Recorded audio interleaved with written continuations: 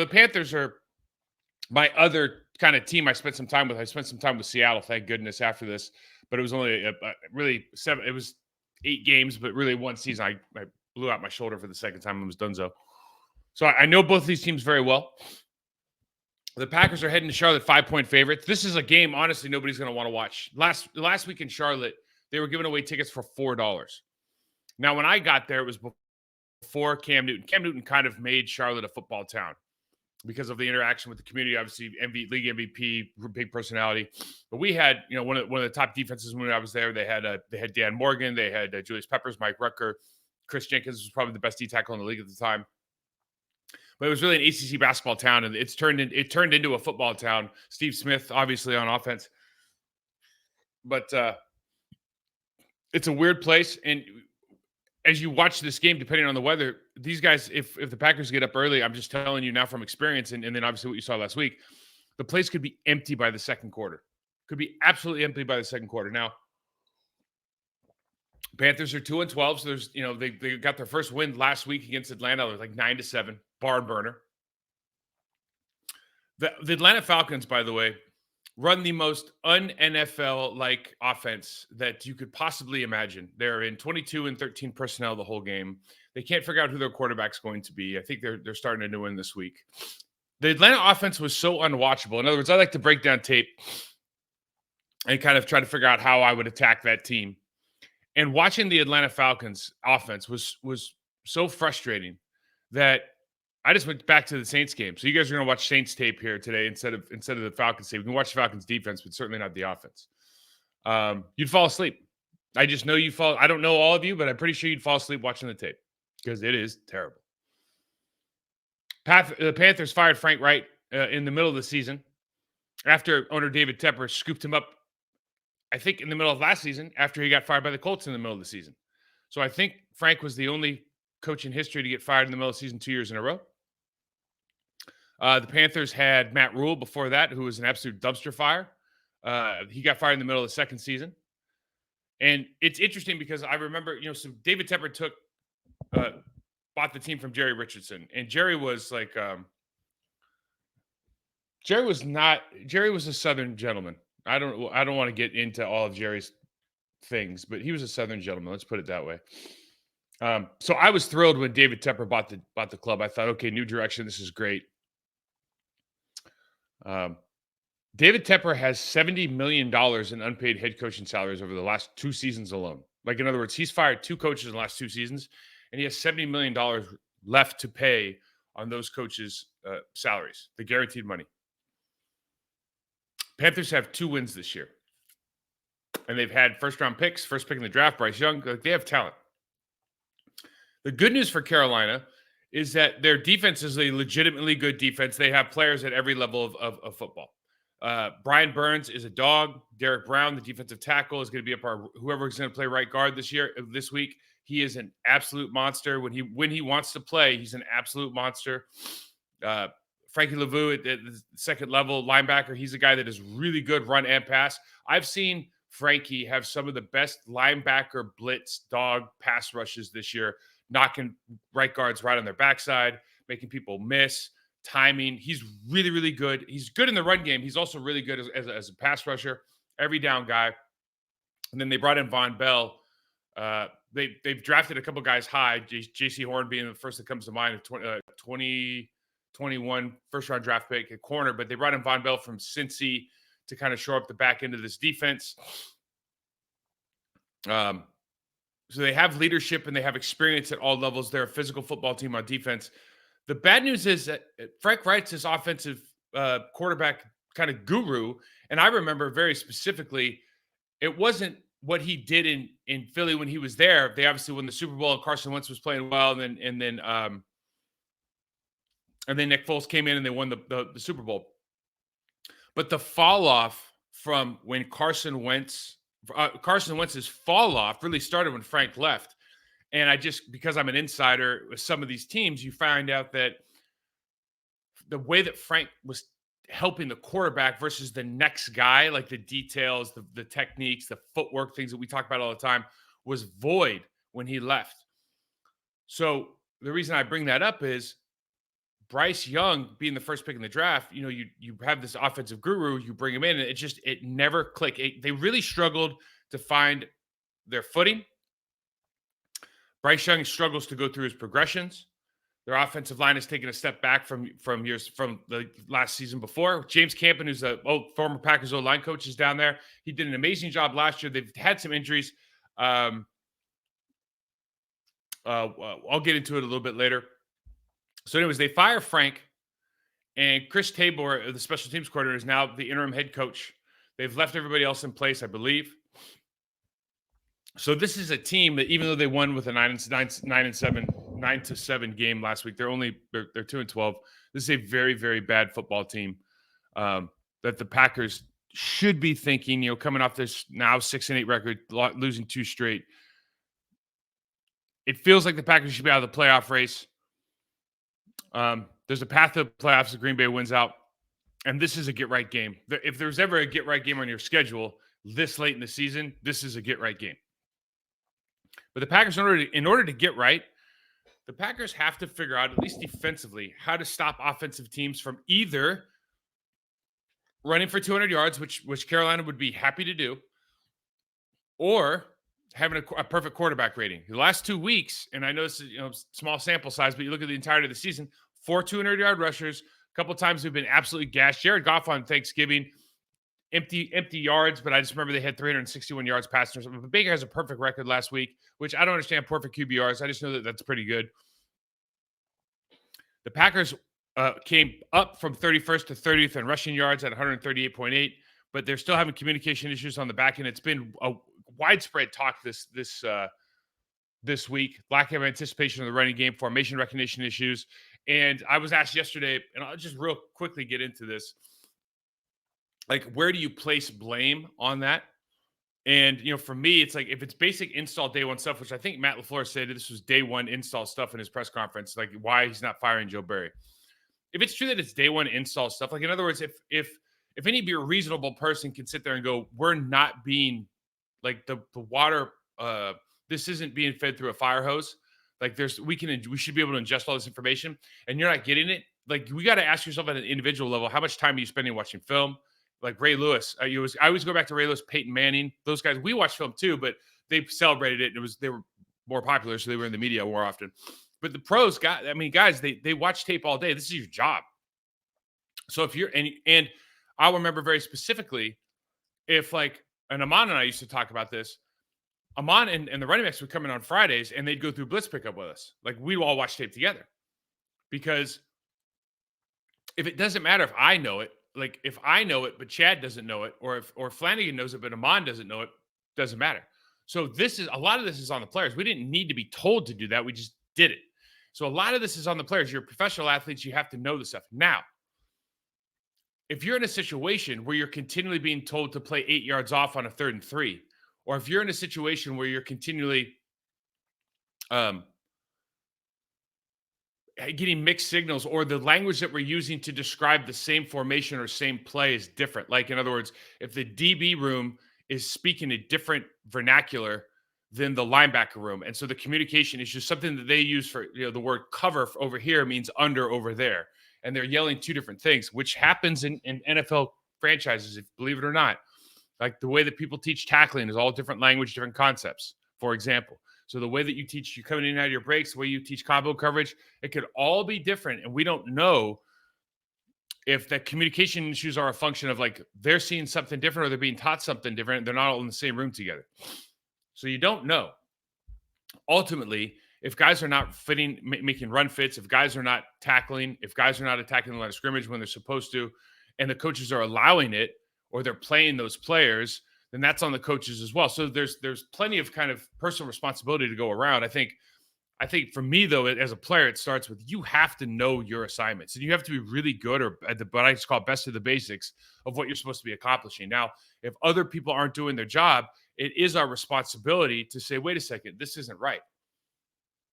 If you're in playing, hey, David Carr was the backup quarterback in Carolina one season. He has to come in, Jake gets hurt, and everybody kind of, the team goes, oh, we're going to lose this game now. So after the game, I rip everybody in the meeting. I rip everybody. and right in front of, and said, "Hey, David, we got your back." Well, Monday, Tuesday, everyone's in watching film. Everyone's trying to get better. That was a good football. Like, that was a proud team that wanted to go to the playoffs. We had just been in the NFC Championship. David was nowhere to be found. Wednesday comes around, early meetings. David's out playing Xbox. Like, and so those kind of guys, like, you can't win with those guys, right? And you have to be able to go in there and, hey, if you're going to be our leader, if you're going to be contributing to this team, you're not going to be our leader. If you're going to be contributing to this team, then get your ass in the practice, or excuse me, get into the meeting rooms, and let's go through this stuff. Like, in other words, there's some policing that has to happen culturally with the players, but it also has to be ultimately decided on if you're playing, if you're not playing, with that coaching staff. So the coaching staff has a responsibility, I guess, especially at the position coach level, to make sure you understand your basic assignments, that you are really good at the basic tenets of the position requirements of your sport. And then everything beyond that, like, that coach, you hope that coach is helping you. But ultimately, like, if you don't have a good coach, or if you have a coach that's not a priority to him, then you better figure it out yourself, because you're a pro. Something else came up. Packers DeAndre Campbell says he won't play hurt anymore, gets time off at practice. Posted on social media he would no longer play hurt. Some time off practice helps get his body back. He missed some games. He's battling through. Somebody asked me about this yesterday. Look, the big thing here is, can you contextually, it's not a great time to say it, obviously, but contextually, you just assume that he's been playing hurt, feels underappreciated, feels like he's being criticized for maybe not having the same year that he had 2 years ago. Certainly we've said it looks like he's reverted back to kind of the mean. But if he's playing injured, that's a whole different can of worms. And so contextually, you just have to understand that these guys are very proud individuals, and maybe that's not the place to say it. But the fact that he felt like he had to, the fact that nobody has his back and is, like, speaking up in the media, or speaking up from the team standpoint, we're like, hey, we really appreciate DeAndre playing hurt. Like, he's struggling out there. We know he's injured. Like, that feeling that's happened to me, I can tell you firsthand, that's a very, like, toxic, depressing feeling, to understand that you're doing the best you can and nobody's appreciating what you're doing. And you might be catching some flack in the media, or you might like, you're not playing what you should, but you're catching flack for it. And you're like, dude, I'm doing everything I can to just get out there and perform. Like, somebody get my back. That's what these players want. Like, somebody get my back. And I think Matt got his back yesterday, but head coach Matt LaFleur, about he's been struggling through, and gave him some time off in practice yesterday. So hopefully that gets all squashed down. But the interesting thing about this sport, I'm going off too far on this, but the interesting thing to me about, football is, from a, kind of the fan interaction. I don't really see sports as a fan, because I was always playing. So this stuff is fun for me, but I'm always just trying to look at film, like, how do I beat this guy? How does this all come together and work? This is an organism, and all these, 22 people on the field trying to make sure this play works or doesn't work. And emotionally, not everybody cares about that. They just want to see, did the play work? Did Jordan Love throw the complete pass or not? It's not why he did it. Did he do it? But the complexity of this organization, the complexity of the 53-man locker room, and the coaching staff, and the personnel department, like, how they all interact, and the conversations that we don't see, the body language that we have passing through the hallway, the interactions we have with the training staff, what the training staff says to the coaching staff, like, all those things. Like, this is why it's the best, live action show you can watch every week, because it's such a drama going through all this stuff, and it's genuine all the time, whether you like it or not, whether you like the behavior or not. It's genuine, and all these interactions and all these posturings and everything, like, these are real people that feel something. And I know that we kind of put them on a different status sometimes, especially now with the salaries that they make. It's hard to relate. But the reality is, this guy trying to do his job the best he can. He feels underappreciated. That's all it is. He just has a platform that everybody listens to, where, maybe if he worked at, down the street at Randall's grocery store, he wouldn't. So the last thing, Joe Barry's been a ton of talk about Joe Barry in the future with his team. Here's another thing that's always interesting to me. Coach LaFleur said something to the effect of, he was talking about Joe Barry and should he be fired. He said, well, if I thought that was the right thing to do, I would do it, obviously, which is a great answer. And then he said, we have these, and I just talked about this, so I want to touch on it from a different standpoint. He said something to the effect of, and I'm misquoting here, but I'm trying to get it as close as I can. He said something to the effect of, well, we're having we're having, basic issues. And if that was the case, like if it was because Matt said, or head coach Flores said, there's nothing that our scheme can't fix when it comes to defense. And now it sounds like, well, they're not executing the scheme right. Like we have basic communication issues, run fits, tackling, etc. Well, some of that stuff you can't fix. You can't fix tackling. You can't fix poor run fits. I mean, you can fix it conceptually, but you can't fix it like in real life without practicing it. And so in the NFL, this is just an interesting point that it's always true. It's not, I shouldn't say it. With a lot of teams, it's true. With a lot of coaches, this is how they talk, right? You get in the back room after the game. I've been in both now, remember. I've been in the coaching locker room and the players' locker room. When things are going well, right? All the coaches are in the back like, great call, man. Did you see that call I made on 3rd and 12? Man, what a call. Hey, great time for that flea flicker. Hey, when you had 0 blitz, I mean, everyone's just patting each other on the back. When things are going bad, man, these players, it's on you guys. We got to make this play. Got to make these plays. And so it's always an interesting narrative depending on the outcome of the game. Instead of being like a process-based stoicism guy, control what you can control.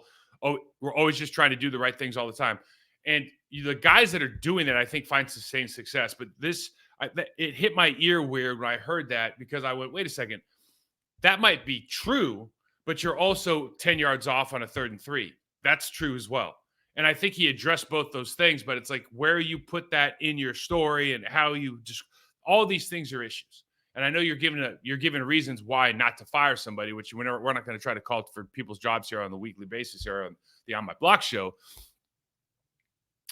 But this team doesn't have an owner, right? And so where does the pressure come to fire a coach, to bench a player, for example, if a guy's not doing his job? I'm assuming the buck stops with Matt. And so if you think a guy's not doing his job, like I would rather lose with the bad athlete or the lesser athlete that's got all his shit together than the great athlete who's not putting in time. Like you can't win with the guy who's playing Halo on Wednesday morning. You can't win with him. You can't. And you can win with a guy who's lesser athlete, knows all his stuff, because that guy's actually on the same page as the coaching staff, like scheme works. So we're just going to execute whatever level that person's at. We're going to execute as well as he can, given the scheme that we have. I can win with that. Can't win with talent that doesn't want to work. And so I'm not saying make it a commentary on the Packers. You just have to understand when you're thinking about this from a fan's perspective, when organization thinks about this, when the locker room thinks about this, what exactly is it that you identify as the issue? What do you suppose that is? Is it coaching? Is it players not being more brand aware now and less aware of like, we're going to try to be the best versions of ourselves on the field, and that's all that matters? You have to understand where you think the organization prioritizes that. And listen, it's easy to get down on these guys when they're 6-8, they lost 2 games in a row. But again, I always look at it like thematically, the same stuff has been happening for 3-4 years. You just had Aaron Rodgers to kind of wade through a lot of this stuff and gloss over it. And I think they've made remarkable improvements at different positions, including the quarterback position, including the way that they've called plays to put players into position to be successful on the offensive side. So it's not like this is a bad coaching staff. It's not like they're not evolving and continuing to improve. What I'm saying is, when you look at this season in totality, I think as a head coach, you really have to go back without staff members, maybe your mentor, trusted advisor, your wife, whoever it is, and say, what is it I'm trying to accomplish with these players and coaches from a communication standpoint, from a standard standpoint, right? How I'm structuring meetings, how I'm structuring practice, how I'm talking to everybody, the language I'm using, the expectations that I have, right? The culture that I'm breeding, not something on the wall. I said it yesterday on a show, like putting a standard as a standard on the wall doesn't do anything. What am I doing from an action standpoint, from a communication standpoint, to make sure that all my coaches understand the priorities that I have? And I think that it's always good to revisit that. I'm sure he's going to regardless of the season. But I think this season in particular, looking at what you have, the youth, particularly on offense, and then the ineptitude of performance versus talent on defense is something you got to think about. I've ranted long enough. Let's get into some tape. The Panthers offense is bad. They average less than 15 points a game. They're 29th in the league. They average 270 yards per game. They're 30th in the league, and they average 106 rushing yards per game. They're 17th in the league. And Frank Reich, Braden is great coaching staff. James Campen's a good coach. Deuce Staley's a good coach. They have, it's all over. But for whatever reason, sometimes it doesn't work. And I think Frank got fired and then got hired. Like, you need a year, man. You got to figure this stuff out again. You got to, like, take a reset button. You can't just go into the next job. We talked about that when he got hired. They haven't put Bryce Young, first pick in the draft. They haven't put him in positions to be successful. On tape, it looks like Bryce is rattled early. It's easy to get in his head as far as, like, his feet get real happy. And you remember all the off-schedule plays at Alabama, and you start going, okay, well, how much does he throw on time? He's been sacked 54 times this year. Carolina's given up 54 sacks. But he also doesn't get through his reads at, like, what I would call an elite level. Like, he can stay, like, they'll do a lot of isolation stuff, and he'll stay on that read. And if that read's not there, like, getting back to the other side, as opposed to, like, getting back slower, getting happy feet and trying to escape the pocket, like, it's a work in progress. He had his best week against the Falcons last week, arguably 18 for 24, 167 yards, 0 touchdowns, 0 picks, got sacked 3 times. Last year, like I said, Campen is a great coach, and the offensive line, they picked up Ike Ekwonu in the first round. He was the first offensive lineman off the board in the last year's draft. He's taken a step back. Aiden Corbett's he came over from the Rams at right guard. Great player, a very, very solid player, I should say. He's been hurt. That's a problem. Taylor Moton, their right tackle, has been good for a long time. Underrated player. I'm going to put him on tape because I think it's a big matchup. But it's one of those things where left guard's been a little bit of a turnstile. Bradley Bozeman secured the center spot, but they're just not, they're more of a downhill running. Like, you look at them, you go, okay, that's probably a downhill running team. And they've done a lot of drop back, a lot of shotgun. So it just hasn't fit. Like, the personnel didn't fit the offense that Frank wanted to run. I think as you look at this more and using Chuba Hubbard more, as you look at this, like, Bryce Young at this point in his career with the way he goes through progressions and whatnot, the timing of under center play action, downhill running schemes, like, I think that's going to help the quarterback move in the pocket a little bit more. I think it helps